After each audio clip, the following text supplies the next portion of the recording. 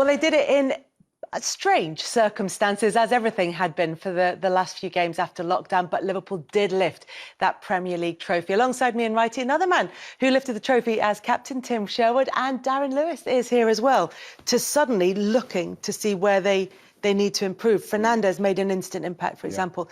Now they've gone for Donny van de Beek. What difference do you think that is he going to make for them? Well, he's a fantastic player. He could play 6, he could play 8, he could play 10. You know, you're looking at Fernandez and Pogba, and they probably will play with him maybe just behind, because he's a fantastic footballer. It's a fantastic signing. And I think when you look at Man United, what they've got up front, with putting Van der Beek in there as well, with them too, they just made one signing in Fernandez, and it all changed for Man United. All of a sudden, they look amazing. But for me, from the defensive point of view, I just feel that they're still very weak. And we're hearing that City might get Koulibaly. They've got to be going in there trying to do that. They've got to be trying to do that deal, because when you look at them from left back, yes, we know that Wan-Bissaka, you know, a fantastic right back, great defender, but Lindelof and even Harry Maguire, I think that for me, and from the left side, those three, they're there for the taking. And I think that if you're going to go and challenge those teams, that needs to be a lot stronger. I don't think that's strong enough for me at the moment. Yeah, I agree. And they're going all out for Jadon Sancho. For me, they don't need Jadon Sancho. He's a player they do not need. I think they've got Greenwood. I think they've got Martial. They've got Rashford. They've got James. They've got pace. When people coming up the field against Man United, they're in their element. They've got their space in behind. Sancho gives them that because he's got pace. Listen, you can't get enough great players, but I think there's more needs. I think they need defensive players. For me, I would go out and get Jack Grealish. I think he's another Fernandez. I think he helps them out, unlock the door when teams do sit back against them when they struggled. And I'll go and get Gareth Bale. Go and get Gareth Bale for nothing. Well, we'll come back to that, because that was a little nugget that you just dropped in there. But what has happened to Jack Grealish in this transfer window? It was all laid out on a plate. His future was there to be seen. The worst thing could happen to Jack Grealish, and the Villa fans won't like me saying this, they stayed in the division. I think Jack Grealish going down with Aston Villa had no choice but to leave, and the price would have been less. I think now the price is so high because they want to keep him at the football club, and I don't blame them. I think that he's outpriced himself. I do feel as well, though, if you look at the value that you might be able to get from Donny van der Beek and what you can get from Jack Grealish, what they've got Fernandez, they've got Pogba in respects of creativity. I'm not sure where he'd work in Man United now. They've got a player now. He could play 3 positions in Van der Beek. That's good business from them. But I too do agree. You know, as much as Jadon Sancho, we're hearing great things, we're seeing great things. Man United need to do what Liverpool done, address the problems, and then see where they go from there. Totally agree. Just very quickly, you were talking about Manchester City not being clinical enough, or Pep thinking that they weren't clinical enough. And it comes with all the usual kind of add-ons when you talk about Manchester City as compared to their own high standards and the standards they set. What do you think of their mentality last season? Was that quite where it needed to be? I'm talking about when you compare them to Liverpool and the late goals that they got, the extra points that they earned late on in games, the way they came from behind, and the way that almost the opposite would happen with Manchester City. I think largely that's down to the way they set out and the way they play. They've got one way of playing and they go gung-ho and they go for it. They leave their defenders wide open. I think Liverpool found a different way. They could play high tempo. Of course they could with the front three of what they have. And the midfield is very stodgy, workman-like, just shift across the park. But they had Virgil van Dijk and they had Alisson, who's a top goalkeeper.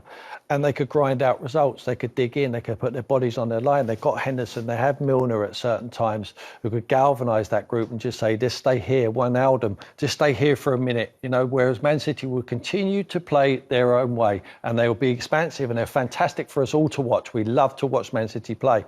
But sometimes in the Premier League, the most competitive league in the world, you need to grind out results. And I think Liverpool did that better than City. And the reason I ask it is because this season, they're going to be stung by what happened last time around. And if that might just give them those, I don't know, that intangible thing that you can, as you say, go and grind out results, just that extra bit of yourself that you can dip into. But I think that what we can't underestimate is how great Liverpool were, and that with a Manchester City side that everybody's thinking, well, this team's going to just, with Pep, they're going to blast it for the next 5-6 years.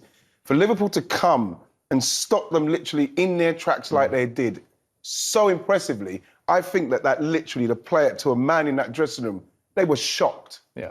They were shocked by that. And then what happened is that in this league, like Tim's right, it's the most competitive, it's the best league in the world.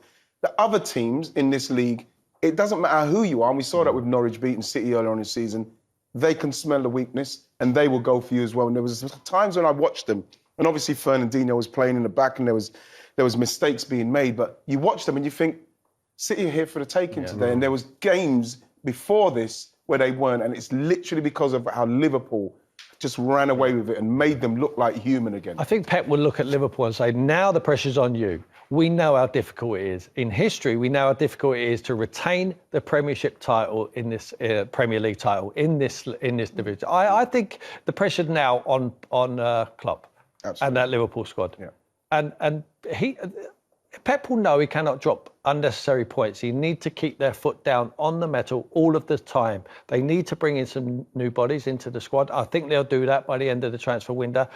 For me, Man City are the team to beat, and I think Liverpool have got the pressure on them. It's just nice to have it back, Wrighty, isn't it? Even though it was quick, it maybe felt a bit rushed, and now it's actually a couple of days away. It's exciting. Yeah. It's always exciting. I always found, even when I was playing, I didn't need much break.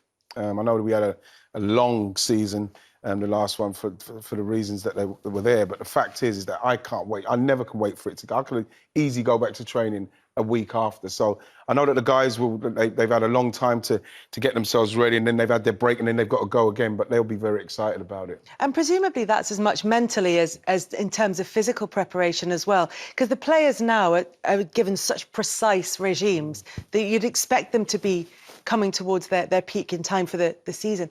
But the weight of everything that went on before, do you think that will have a bearing? Yeah, even more so mentally. I think that's where they have to get in tune with it. I think physically they wouldn't have dropped off too much fitness-wise. A lot of them are fit boys now, a lot of young players in the Premier League. They'll be raring to go, but the manager's job now is to get them switched on. And they have to go from the start, especially if you're chasing titles and top fours, because you can't afford to lose any ground on anyone. Can't let anyone get away from you, because it's hard to catch them up in the Premier League. This league is the most competitive league in the world, and none more so than this year. And there's lots of stories around the big clubs heading into this new season, aren't there? Going to have no shortage of subplots, Kelly. I mean, for us in the print media, it's going to be a fantastic season because it isn't going to be a procession. Liverpool aren't going to run away with it this time. They haven't bought in the transfer market. City are going to go again. Koulibaly, we think, should be done within the next couple of weeks or so. And then you look at Arsenal strengthening, Chelsea and the business they've done as well. Tottenham with the intriguing business they've done and still have to do. And even the mid-ranking clubs like Everton and Ancelotti and the players he's brought in. It's going to be a really good one. Yeah, we're going to get into the details of what some of those clubs have done in the transfer window, because there has been, like you say, some fascinating business.